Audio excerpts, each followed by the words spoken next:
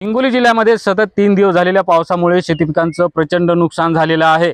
हिंगोली जिल्ह्यातील कयाधू असेल, पैनगंगा असेल, त्याचबरोबर पूर्णा नदीला प्रचंड प्रमाणात पूर आलेला आहे। त्याचबरोबर जे छोटे मोठे ओढे आहेत त्यांना देखील पूर आलेला आहे आणि या नदीकाठच्या आणि ओढ्याकाठच्या जे शेती आहेत त्या संपूर्ण पाण्याखाली गेलेल्या आहेत। मी सध्या हिंगोलीच्या देवठाणा परिसरामध्ये आहे आणि आपण बघू शकता या ठिकाणी जे आहे ते जवळपास 7 ते 8 फूट पाणी जे या शेतामध्ये कालपर्यंत होतं। मात्र आज जे ते पावसाने विश्रांती दिल्यानंतर पाणी कुठेतरी ओसरायला सुरुवात झालेली आहे। मात्र तरी सुद्धा आता सद्यस्थितीला जे आहे ते या शेतामध्ये गुडघाभर पाणी साचलेलं आपल्याला दिसत आहे।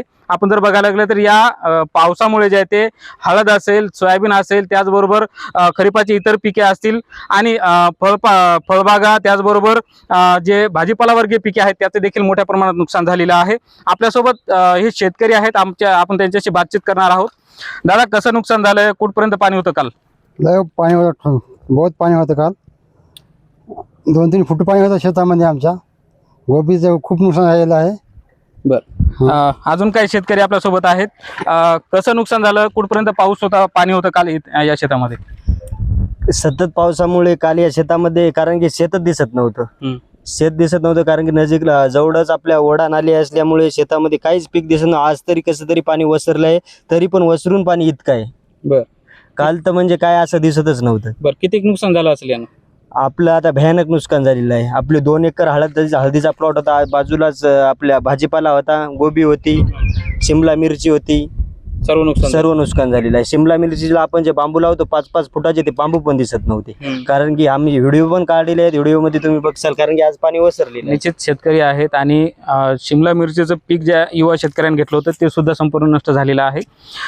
प्रशासनासोबत काय बातचीत झाली आहे का या संदर्भात? इथले नागरिक आहेत, प्रशासन काय संपर्क झालाय का? काय येणार आहे का पंचनामा? जेव्हा काल अतिवृष्टी झाली तेव्हा तहसीलदार यांना सकाळी 7:30 वाजता दूरध्वनीद्वारे संपर्क केला आणि सांगितलं की देवठाणा आणि जवळपासच्या या गावामध्ये अतिवृष्टी झाल्यामुळे भरपूर पिकाचं नुकसान झालेलं आहे।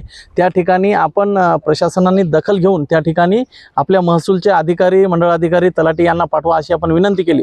परंतु आजपर्यंत या ठिकाणी कुठलाही अधिकारी असो किंवा मंडळ अधिकारी असो किंवा तलाठी असो या ठिकाणी शेतकऱ्याच्या बांधावर आज येऊन बघितलेलं नाही।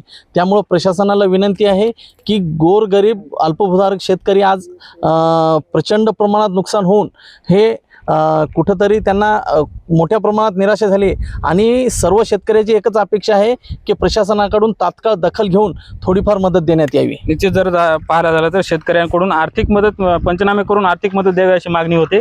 आपण बघू शकता या ठिकाणी हे हळदीचं संपूर्ण पीक आहे आणि हिंगोली जिल्हा हा हळद उत्पादक जिल्हा म्हणून ओळखला जातो आणि या ठिकाणी जे आहे ते हळदीचं प्रचंड असं नुकसान झालेलं आहे। संपूर्ण हळदीच्या मुळ्या ज्या आहेत उघड्या पडलेल्या आहेत आणि यामुळे या हळदीचं उत्पादन होणारच नाही अशी शक्यता वर्तवली जात आहे। त्यामुळे प्रशासनाने शेतकऱ्यांच्या बांधावर येऊन पंचनामे करावे आणि शेतकऱ्यांना मदत द्यावी अशी मागणी येथील शेतकरी करत आहेत। समाधान कांबळे, NDTV मराठी, देवठाणा परिसर, हिंगोली।